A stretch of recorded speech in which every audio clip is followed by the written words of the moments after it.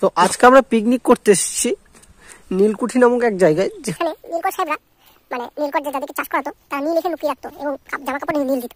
তো এইসব জায়গায় যেখানে নীল দিত সেখানে আমরা ঘুরতে এসেছি বেড়াতে। নীলকুঠি জায়গার নাম হচ্ছে নীলকুঠি।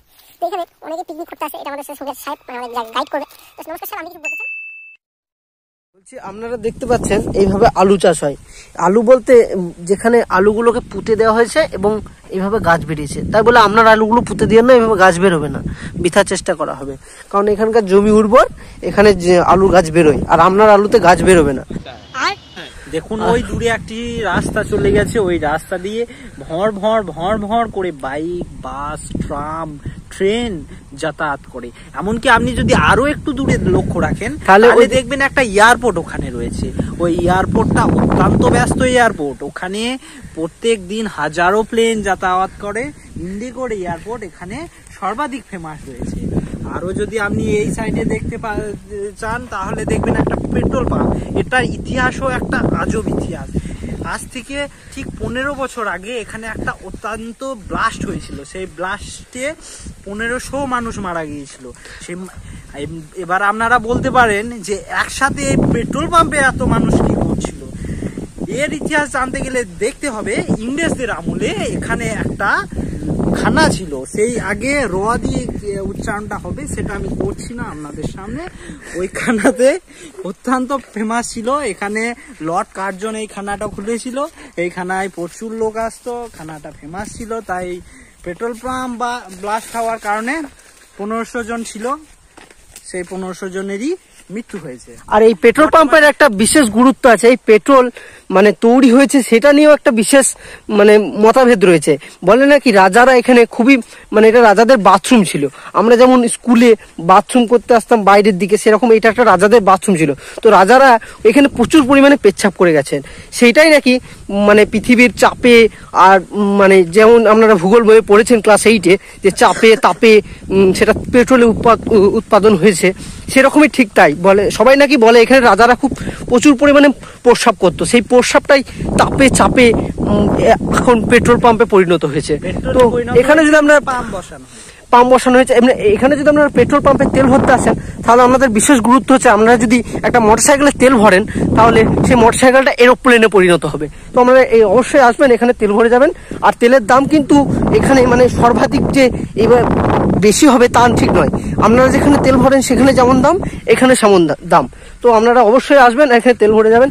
আপনাকে ঠিকানা ডিসক্রিপশন বক্সে দিয়ে দেবো, আপনারা অবশ্যই আসবেন। বাইরের পরিবেশের গুরুত্বগুলি আপনাদের সামনে আমি তুলে ধরছি। এই পাশেই দেখছেন এই পাঁচিলটা, এই পাঁচিলটার ইতিহাস আপনারা অবশ্যই জানবেন না, এটা আপনাদের জানারও দরকার নেই। তাই এই পাঁচিলের গুরুত্ব আপনাদেরকে আমি বলছি না। চলুন পাঁচিলের পরে কি রয়েছে সেটা দেখি।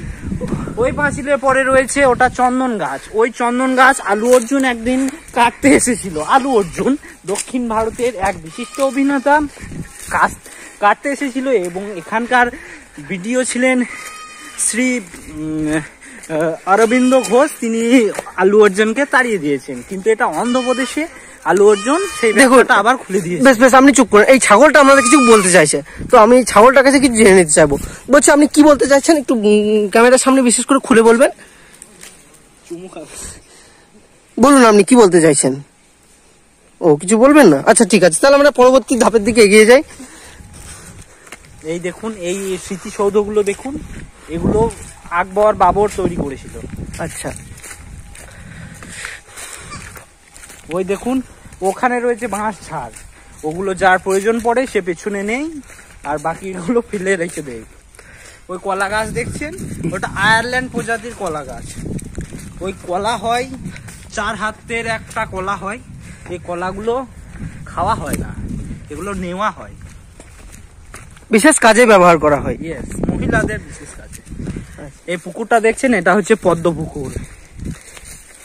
এখানেই শ্রীকৃষ্ণ ওই কালনাগকে বধ করেছিল। আর এটা যে দেখতে পাচ্ছেন এটা হচ্ছে কাঁচা গু, এখানে মানুষ হেগে যায়নি, এটা একটা বন্য প্রাণীতে হেগে গেছে, কারণ এই জায়গাটার বিশেষ একটা মাধুর্যতা রয়েছে। এই পাঁচিলটা দেখছেন, এই পাঁচিলের পরে আরম্ভ হবে ঘন জঙ্গল। এই জঙ্গলে হাঁটা মানুষের পক্ষে অস্বাভাবিক হয়ে পড়ে। এবার এখানে হাঁটতে গেলে আমাদেরকে প্রচন্ড সতর্কতার সাথে হাঁটতে হবে, কারণ এখানে অসংখ্য হিংস্র প্রাণী রয়েছে, ভালুক, বাঘ, এই সমস্ত প্রাণী রয়েছে। দেখুন ঘন জঙ্গল আরম্ভ হবে, এই জঙ্গল ফুঁড়ে যাওয়া অত্যন্ত কঠিন হয়ে পড়বে, তাই আমরা এখানেই থেমে যাওয়ার চেষ্টা করব। আর এই যে দেখছেন এই গাছটা হচ্ছে লিচু গাছ। এই গাছটা লাগিয়েছিল ওয়ারেন হেস্টিং। তিনি এই গাছটা ইংল্যান্ড থেকে এনেছিলেন এবং এই লিচু গাছটা তিনি রোপণ করেছিলেন। এই লিচু গাছে লিচুর ফলনটা অত্যাধিক হয়।